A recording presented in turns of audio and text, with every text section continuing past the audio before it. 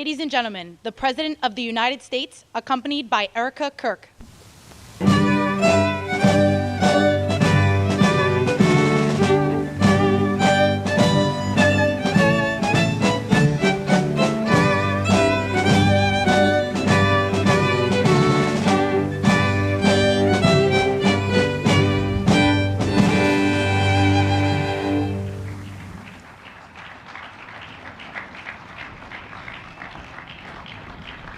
Thank you very much, everybody. Please, this is such an honor.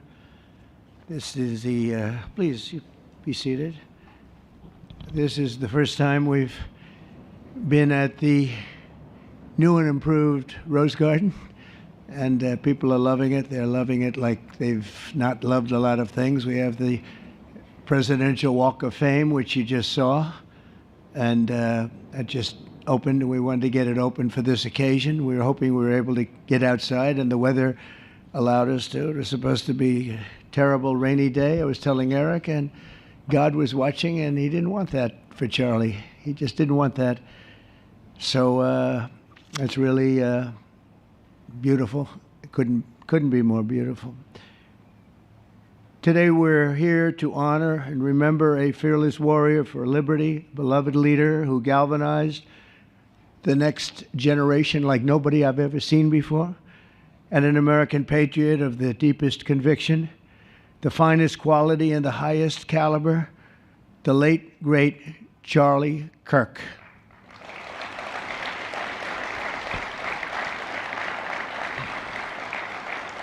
Five weeks ago, our nation was robbed of this extraordinary champion. He was a champion in every way. I got to know him so well. He didn't like losing, and he was able to fight people that were enemies, and he didn't necessarily love those enemies so much. You know, I heard he loved his enemies, and I said, wait a minute, is that the same Charlie that I know? I'm not sure, but I didn't want to get into it. But it was a horrible, heinous, demonic act of murder. He was assassinated in the prime of his life for boldly speaking the truth, for living his faith and relentlessly fighting for a better and stronger America. He loved this country. And that's why this afternoon it's my privilege to posthumously award Charles James Kirk our nation's highest civilian honor, the Presidential Medal of Freedom. Thank you.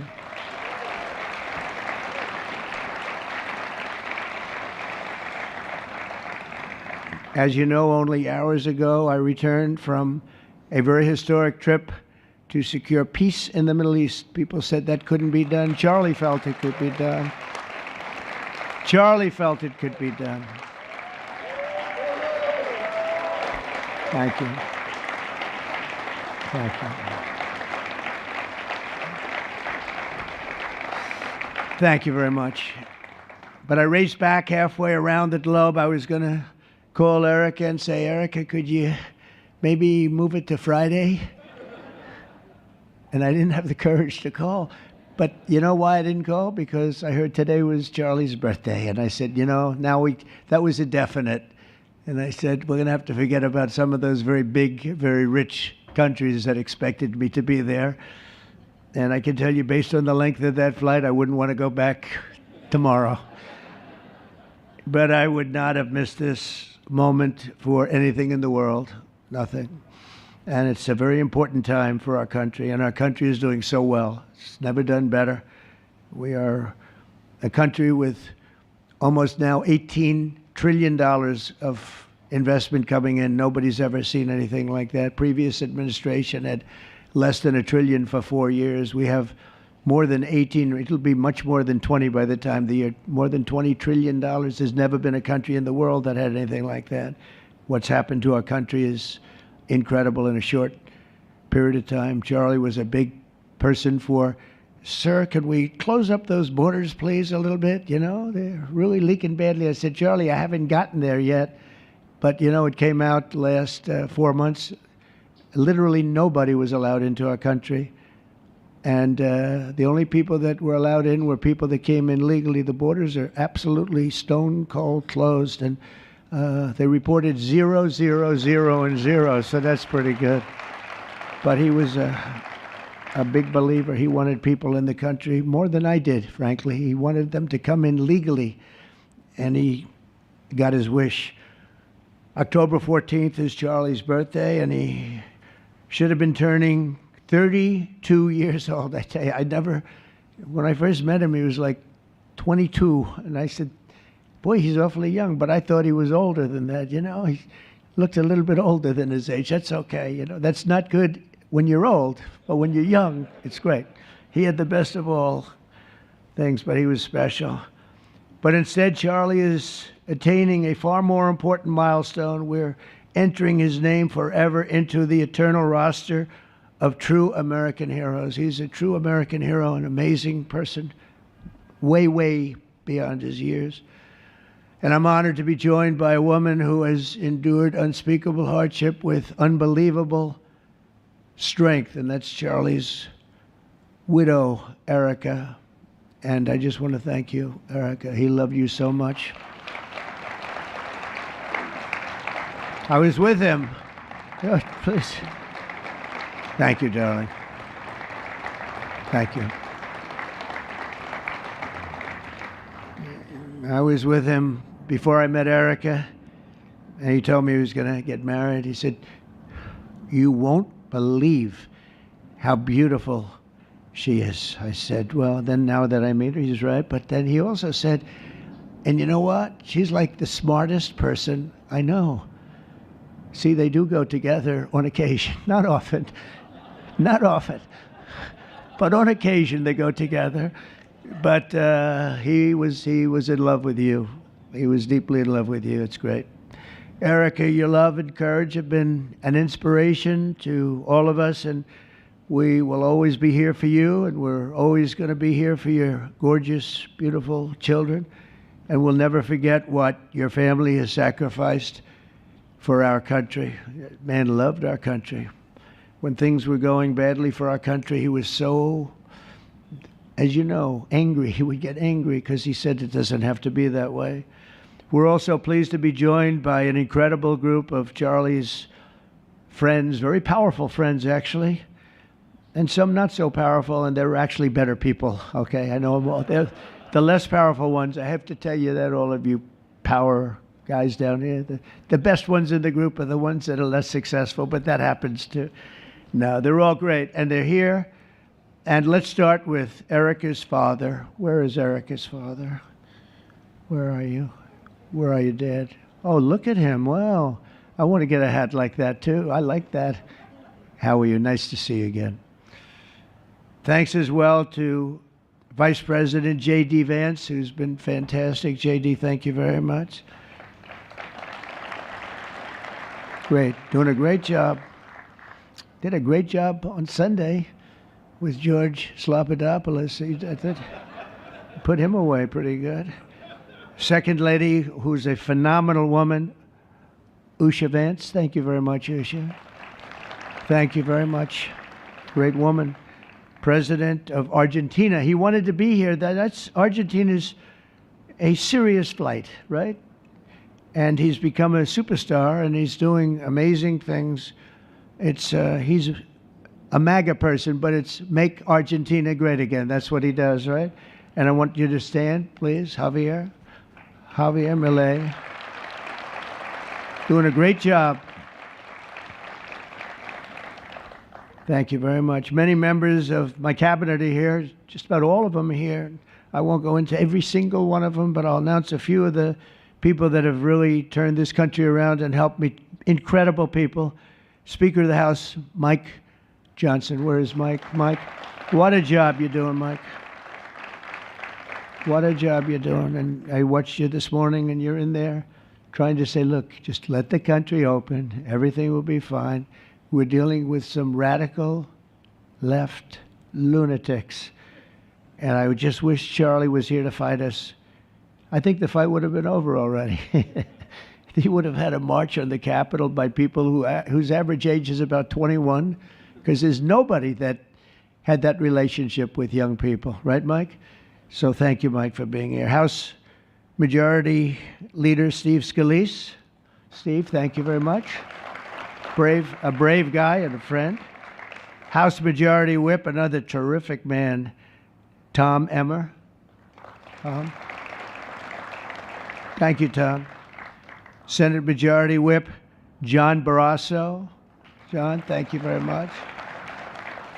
You have all these senators. I'm going to get in trouble. I'm not going to read all their names. I'll be reading all day. We'll be talking about Charlie in about 45 minutes from now. We can't do that. So all of the senators, there's so many of you, thank you very much. I do want to thank Senator Thune for doing a terrific job. He's really been leading properly. Do you agree, Mike? The team, the two of these guys have been fantastic. So to Senator Thune, I want to thank you very much. Incredible job. I watched him this morning, and he was out there pounding him this morning on television, too. And John Barrasso, thank you for the work you've done, and congratulations on your success. But I want to thank you all and all of the Congress people that are here. And I see we have our Attorney General here, and you are doing a fantastic job. Thank you very much, Pam. Thank you.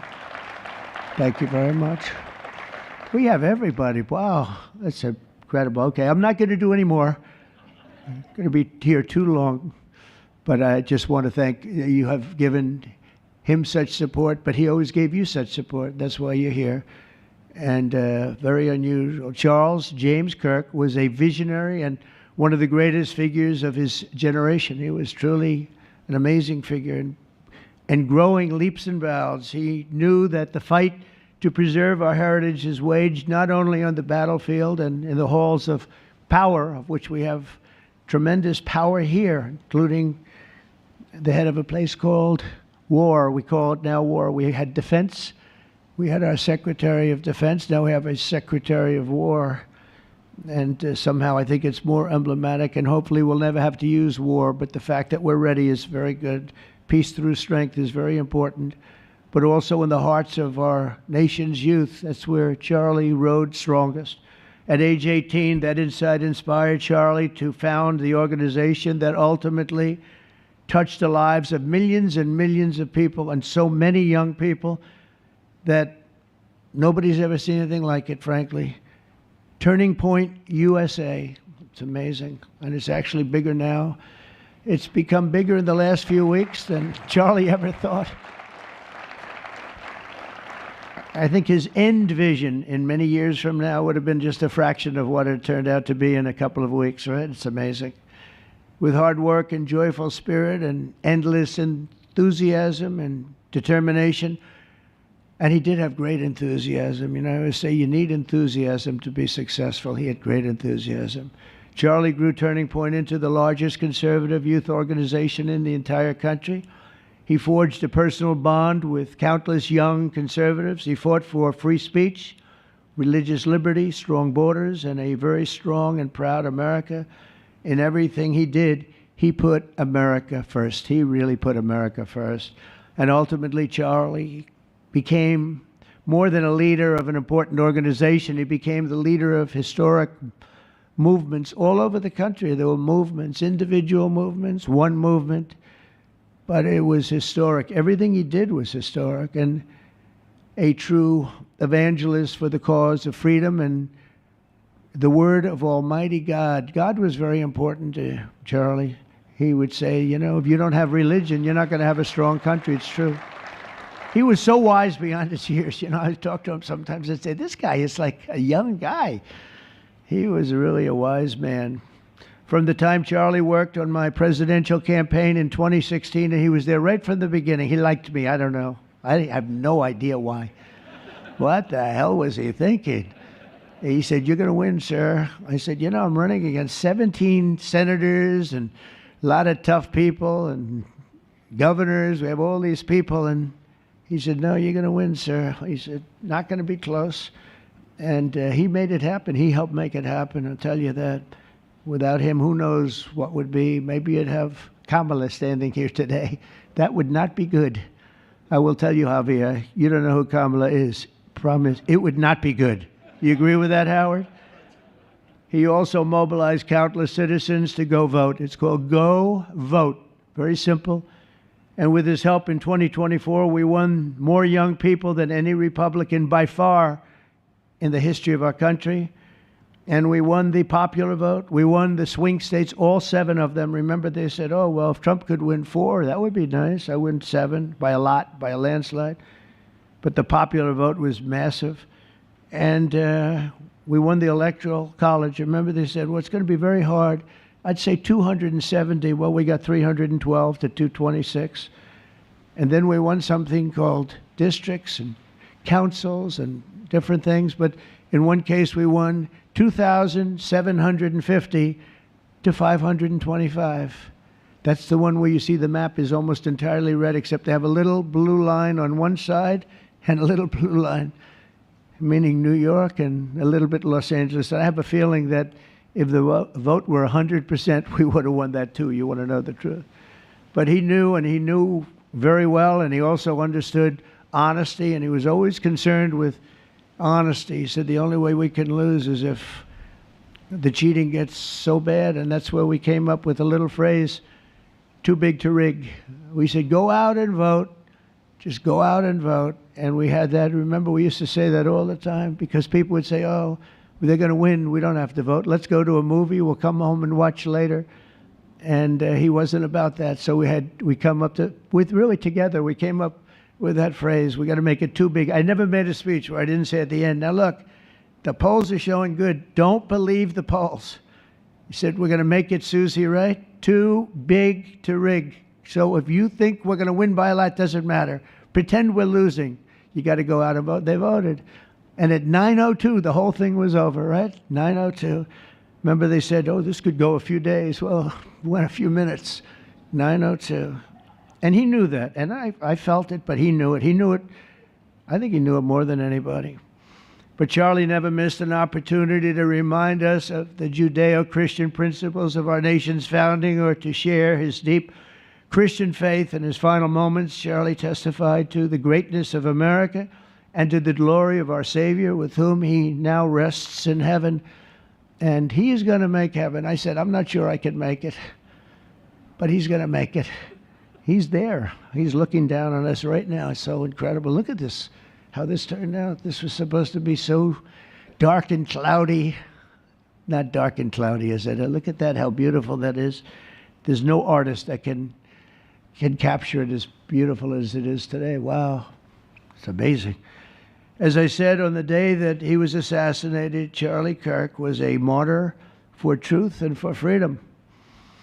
And from Socrates to think, and to St. Peter, from Abraham Lincoln to Martin Luther King, those who change history the most, and he really did, have always risked their lives for causes they were put on earth to defend. He was put on earth to do exactly what he was doing. He didn't want to waste time. He would have been a top student at any college in the country. I know the college as well. He's smarter than the guys there. He was so smart. But he almost, I guess, didn't have the time. He knew what he wanted to do. It wasn't like, gee, I want to sit in the classroom for 4 years listening to people teach me liberal principles, because they were never going to teach him that anyway. But he didn't have the time. He really didn't have the time. But every time the enemies of goodness and virtue tried to silence the voice of righteous and noble leaders like Charlie, they failed. They seem to fail. Ultimately, they look like they're doing well, and then they end up failing, because the truth has been unrelenting. It's just they've got a power that others don't have, and very few people will ever have. So today, like those martyrs before him, Charlie's voice, his message, and his legacy are stronger and greater than ever before. They are greater than ever before. Look, this is a horrible event, but it brought out the greatness of Charlie. Nothing could have ever supplanted this. It's incredible, the way people are talking about him. And with great love. I mean, I read so many stories about some of the enemies, but I watch the enemies, and it's hard for them to speak badly about him because they just don't. And then you do have people in the days since Charlie's killing. We've seen exactly why our country so dearly needed his example. We've watched legions of far-left radicals resort to desperate acts of violence and terror because they know that their ideas and arguments are persuading no one. They know that they're failing. They have the devil's ideology, and they're failing, and they know it. They feel it. and they become violent. They seem to become very violent on the left. They've rammed vehicles into federal law enforcement, fired sniper rifles at ICE agents, and me, you know. But I made a turn at a good time. I turned to the right. Charlie couldn't believe it, actually. He said, "How the hell did you make that turn?" I said, "I don't know." But fired rifles and threatened the lives of our Supreme Court justices, our great justices. They have to be protected. We just issued a lot of money, $60 million, to protect the Supreme Court justices. Very important. We can't let anything happen. In places of worship, we're protecting our people. We've seen that a candidate for Attorney General in Virginia boasted that he would want to see the Republican legislature, a legislator in Virginia, shot in the head and to see his children murdered. He actually said this. And now he continues to run for office, and most people continue to back him, but he said he wants his man shot. He said shot in the head and to see his children murdered. And they keep running. Pretty amazing, right? That's a bad one. Let's see how that turns out, but that's a really bad one. Nobody's heard that one before. Especially in the wake of Charlie's assassination, our country must have absolutely no tolerance for this radical left violence, extremism, and terror. We're done with the angry mobs, and we're not going to let our cities be unsafe. We're going to make sure our cities are safe. When you have Chicago, where they had 4,000 people murdered over a very short period of time, 4,000 people, and then we have a governor stand up and say, "Oh, things are going swimmingly." No, they're not. We're going to make Chicago safe, just like we're going to make. Look what we did in D.C. It's so nice that we started here, because this was one of the most violent places in the United States. It'd be dangerous to be right out here.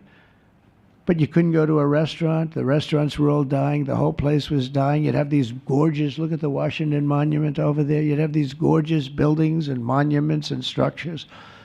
And people were afraid to leave their apartment. They were afraid to go to work. They'd get into an Uber and they'd feel safe, and then the Uber would be attacked. They thought they made it to safety, and then the Uber was attacked on the trip in. But we've done a great job, and now it's considered a totally safe city. We haven't had problems. It took us 12 days to make it great. We took out, Pam, 1,700 hard criminals, career criminals in many cases, but these are hardened criminals. Many of them came in through the Biden open borders. We brought them back to the countries. And a couple were so violent that we put them in jail. We don't want to take a chance that they could get back in, because no matter how good we do, somebody can sneak in. They were so violent and so bad. One arrested 28 times. Every time he left prison, he'd get into a violent incident. 28 times. And we put him away for a long time. But we're done with the angry mobs. We're done with it. This is such an unbelievable place right now. You take a look where you can walk down the middle of the street with your wife or your husband. Your children can walk. They can walk alone. It doesn't matter. They can walk anywhere in Washington, and they're safe now. If this were a year ago, they'd have a serious chance of being badly hurt, even killed. They'd come in from Indiana, they'd come in from Iowa, they'd come from Florida to see their nation's capital, and somebody would have to call the parents, "I'm sorry, but your son or your daughter's been killed." Not anymore. You hear those sirens going off? That's good. That's a good sound. That means they either got the bad guy or they're going to stop the bad guy. You didn't hear that sound because nobody wanted to do anything. Nobody. Listen to the beauty of that sound. Seriously. And that's the real deal sirens. They're not politically correct sirens. You hear them, they're about 3 miles away. That's great. What a beautiful sound. They're stopping crime. That's what they're doing. So we're done with the voices of fools. They're fools. And death threats, and we're going to make our cities safe. And I thought it was Charlie's, one of his biggest dreams was that he couldn't believe it. Chicago's going to be a great city again. We've already, we sent people in there 6 months ago, and this governor said, "Well, crime is down." Yeah, that's because we had the FBI in there for 6 months, just preparing it for the bigger surge. And they've done a great job, the cash and the FBI. They've done a great job, and they love doing it, you know. They love being able to do it. They were restricted from doing it. They couldn't do anything. And now they're totally unrestricted. All they have to do is stop crime, and they're doing it. By the way, Memphis, as you know, you heard they went in about a week ago, one of the most dangerous places in the country, really in the world. It's not just the country. They have very few cities that would compare to some of these cities. You go to Afghanistan, you say, oh, that's unsafe. Well, the crime numbers are much better than the crime numbers in places that we have. So Memphis, I understand, is doing unbelievably in 1 week. It's like a different place. And this took 12 days, and then after that, we just perfected it. But after 12 days, we had good safety here. After 1 month, it's like, it's really amazing. And by the way, restaurants are booming. Restaurants are opening up. The big problem we have, you can't get into a restaurant in D.C. anymore. So they're opening up. It's a beautiful thing to see. It's called safety. It's called law enforcement and letting them do their job. And that's why I said last month that I have directed the Attorney General and the Department of Homeland Security to confront the very real threat of left-wing terrorism in our country. It's a real threat. Not when you confront it, it's not, because they're not brave people. In fact, they're cowards. When you confront them, they immediately fold. You have to see them fold. You have to see them crying.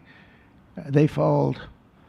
But it includes dismantling the networks that fund them and finance them, and we're finding out who those networks are. We already know quite a few of them.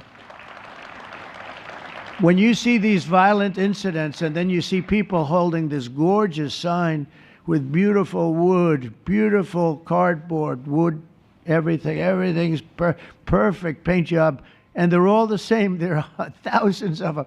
You know that they weren't made in the basement out of love. They were made by anarchists, and in some cases wealthy. I'll probably find some of my nice friends that are up there being so nice to me, especially lately. They're being very nice. But it surprises you who they may be, and you almost wonder why would they do it? But they're hurting our country, and we're really taking it back one by one. If we didn't go into Los Angeles early on in the administration, the commissioner, the chief of police, Los Angeles, said if they didn't go in, we would have lost our city. Now, they already lost 25,000 houses to fire because they wouldn't let the water come in from the Pacific Northwest, which they should have done. I said, you better do it. They didn't do it, and we had 25,000 homes where they had no water in their sprinklers, they had no water in the fire hydrants. It would have been a different kind of a thing if they did what they were supposed to do. We had to break in. We broke in and had the water come down. They said for the environment, great, they lost 25,000 houses. It's incredible. But the commissioner said without the federal government and President Trump's intervention, we would have lost the entire city. And we have the Olympics going there soon. I got the Olympics. We have the Olympics. We have the World Cup. And we have, most importantly, we have the 250th anniversary of our country. That's going to be most important. And all of these things are happening. And we're going to have safe cities. We're going to have very, very safe cities. So 1 month after Charlie's death, we still feel the terrible shock and the pain of his loss, like just about nobody I can think of. Charlie Kirk was one of a kind. He was unstoppable. And he really was. Boy, when he had an idea in his head, he would call me, sir, please, you haven't done it yet. I said, Charlie, relax. Just relax. He didn't relax. He'd call me the next day again. It got it done. But he was like indomitable and always will be. He's really irreplaceable. Nobody can replace him. But they're going to do great. But you can't replace that kind of person and that kind of talent, frankly. The word talent is an important word, but that kind of talent. So we hold his memory in our hearts forever. Every single day of this administration, we will continue to carry out the mission for which he lived, and he really did. He lived for this country. He lived for his wife and his family, but he lived for this country, too. In Charlie's honor, we will continue like we have been to fight, fight, fight, and to win, win, win. We're going to win so much.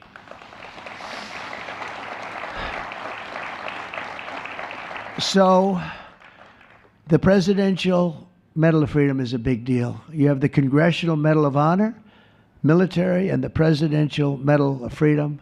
which is civilian. And the Presidential Medal of Freedom is a really big deal. Very few people get it.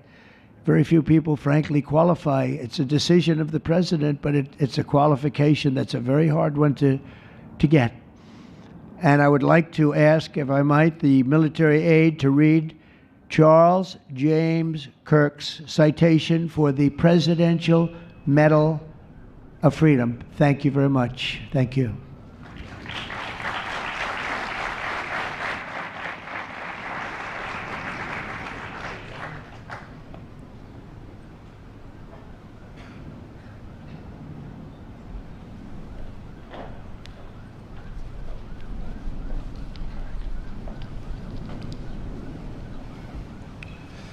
The Presidential Medal of Freedom is awarded to Charles James Kirk.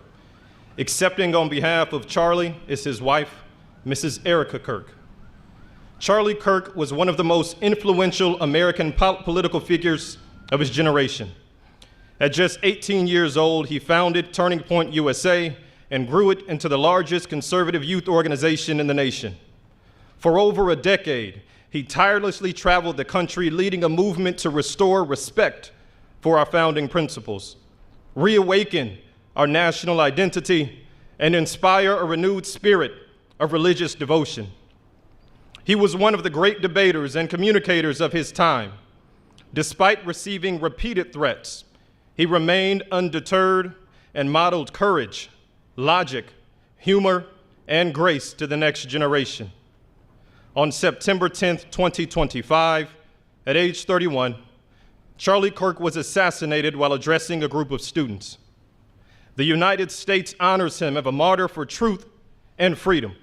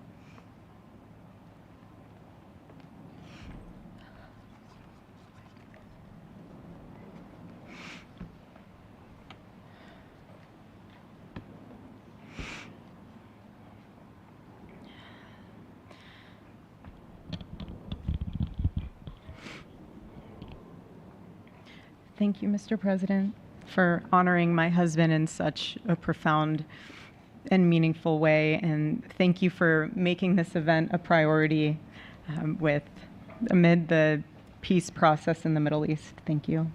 Very grateful. Charlie always admired your commitment to freedom, and that's something that both of you shared. So thank you. Your support of our family and the work that Charlie devoted his life to will be something I cherish forever, so thank you. To our gracious First Lady in her office for making this event possible, thank you as well. It's beautiful. To Vice President and the lovely Usha fans, your friendship has been an unbelievable encouragement. Thank you. And to all our friends and family that are here and watching from all around the world, thank you for loving us. Thank you for praying for us and for believing in what Charlie believed in. And to our Turning Point USA staff and the Charlie Kirk Show staff, we love you more than you could ever know. And to the Turning Point USA chapters that are watching all across America right now, you are the heartbeat of this future and of this movement. Everything that Charlie built, you guys are the legacy holders of that. You are living proof that his mission did not die with him. It lives through you. And Charlie always said the next generation will decide whether freedom endures. And because of you, I know that freedom will endure. It will. And today we're gathered not only to celebrate Charlie's birthday, but to honor a truth that he gave his entire life to defend, and that's freedom. The very existence of the Presidential Medal of Freedom reminds us that the national interest of the United States has always been freedom.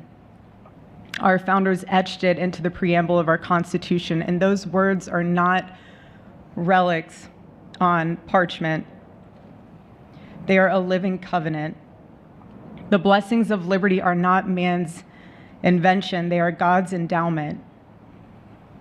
Charlie lived for those blessings, not as abstract words, but as sacred promises. He used to love to journal about this topic all the time, and with such a heart postured of gratitude. And he believed that liberty was both a right and a responsibility. And he used to say, freedom is the ability to do what is right without fear. And that's how he lived. He was free from fear. He was free from compromise, free from anything that could enslave his soul. His name, Charles, literally means free man. And that's exactly who my husband was. He was a free man. And from the time I met him, sitting across from him, being interviewed on politics and philosophy and theology, anything that Charlie loved, any topic he loved, and I just saw the fire in his soul, and there was this divine restlessness within him that came from knowing God placed him on this earth to protect something very, very sacred for all of us. And he never stopped fighting for people to experience freedom. He didn't. Charlie often said that without God, freedom becomes chaos. And he believed liberty could only survive when anchored to truth. And I remember in one of his speeches, he told the audience that the opposite of liberty isn't law. He said it's captivity. And that the freest people in the world are those whose hearts belong to Christ. But what's so powerful is that Charlie had the ability to communicate so brilliantly across all generations.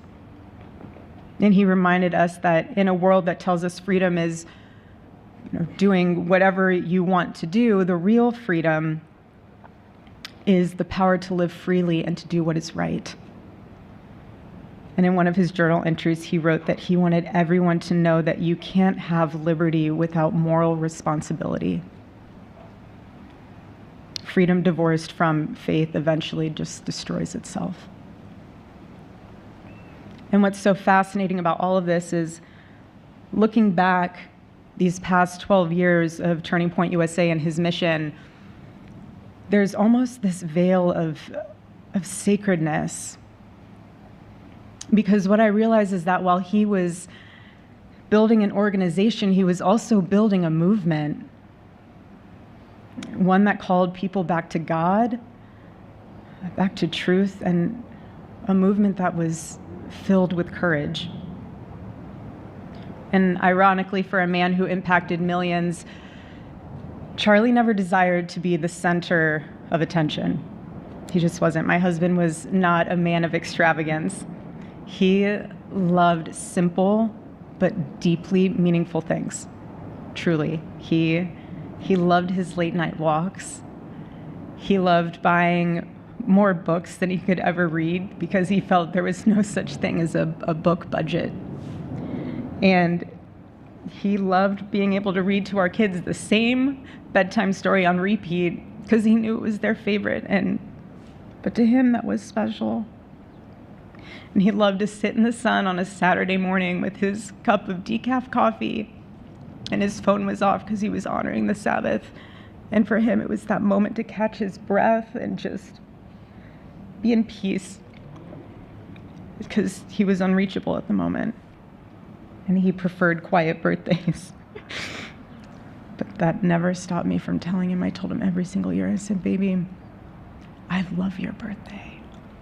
I said, because it's the day that God knew the world couldn't go another day without you.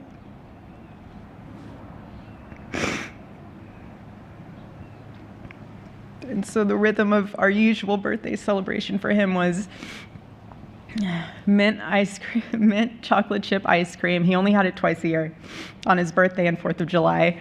It's just, and then after that, it was back to work as usual. But last year, his one birthday wish was to see the Oregon Ducks play the Ohio State.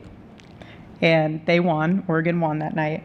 And it was by far one of the most memorable nights of his birthday experience of his life until today. And so, honestly, President Trump, I have spent 7.5 years trying to find the perfect birthday gift for Charlie. And it's so difficult. And those of you that have spouses or loved ones, you know how difficult it is sometimes to buy a gift for someone that you love, because he wasn't a materialistic man, so that also did not help. But now I can say with confidence, Mr. President, that you have given him the best birthday gift he could ever have. Thank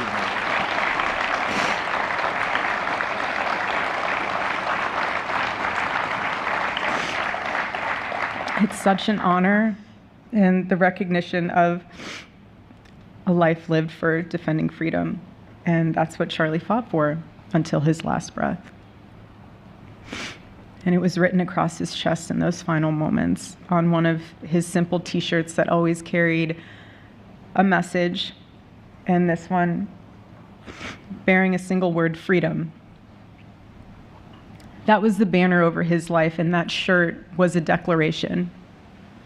The same declaration he made in every speech, every campus visit, every time he shared the gospel at a church, every sleepless night that he would spend praying for the youth of this nation and planning for the future of our country, and just impressing upon them that when we defend liberty, we defend the soul of our nation. My husband never told anyone what to say. He never did. He never told anyone what to say. He would just encourage them to think. He would encourage them to think outside of the traditional political labels. He would want them to think in a way that was anchored in wisdom and truth. But he would never tell anyone what to say. Charlie wasn't content to simply admire freedom. He wanted to multiply it. He wanted to multiply freedom. He wanted young people to taste it and to understand it and defend it. He wanted them to see that liberty isn't self-indulgence, it's self-governance under God. He wanted them to see that. And every day I'd see him getting ready for work. He'd put on his cross necklace, he'd put his ring on his finger. And the boldness in his demeanor was always fearlessness. He wasn't afraid. He was never afraid. In his daily actions, whether in office or on campus or at a church, it was always without fear. That was his creed.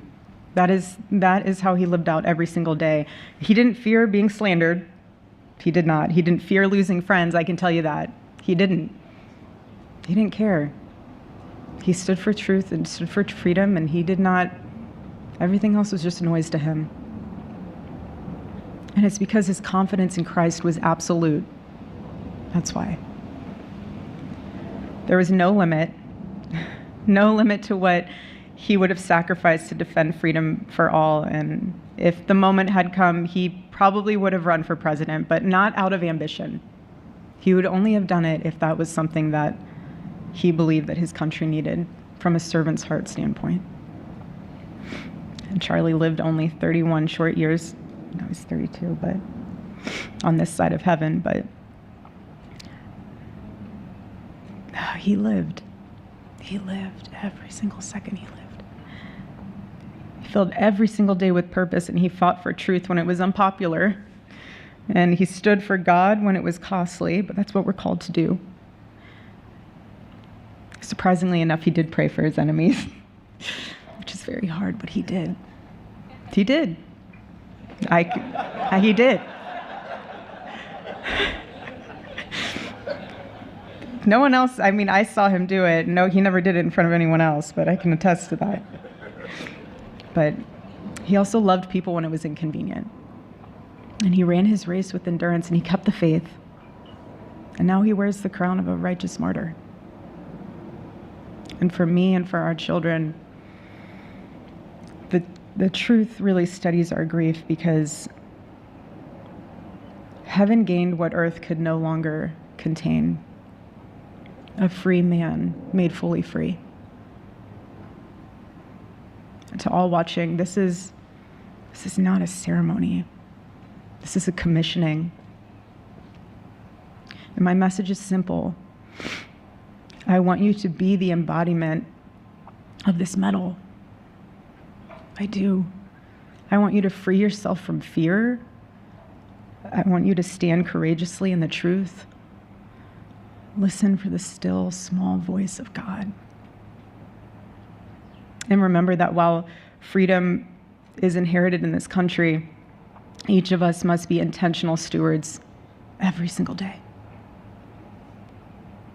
God began a mighty work through my husband, and I intend to see it through. And the torch is in our hands now. It's in mine, it's in yours, it's in all of yours, it's in all the students with Turning Point USA. And before I close, I'll share with you that I asked our daughter what she would like to say to Daddy for his birthday. Excuse me.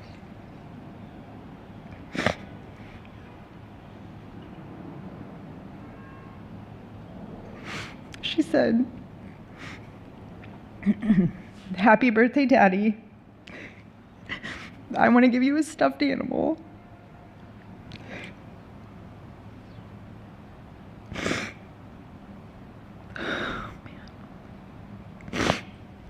I want you to eat a cupcake with ice cream, and I want you to go have a birthday surprise. I love you," is what she said. And while our son is precious, he can't yet speak, in classic Kirk family fashion, his actions spoke louder than his words, and his gift to you, Charlie, and myself for that matter, was deciding to become the man of the house and be fully potty trained at 16 months. But Charlie, baby, I know that you're celebrating in heaven today, but gosh, I miss you. We miss you. And we love you, and we promise we'll make you proud. And Charlie's life was proof that freedom is not a theory, it's a testimony. He showed us that liberty begins not in the halls of power, but in the man of a heart surrendered to God. And so today, as we honor Charlie with this incredible Presidential Medal of Freedom on his birthday, I stand here with tears and just a humbled heart and spirit, because his story reminds us all that to live free is the greatest gift, but to die free is the greatest victory. Happy birthday, my Charlie. Happy Freedom Day. God bless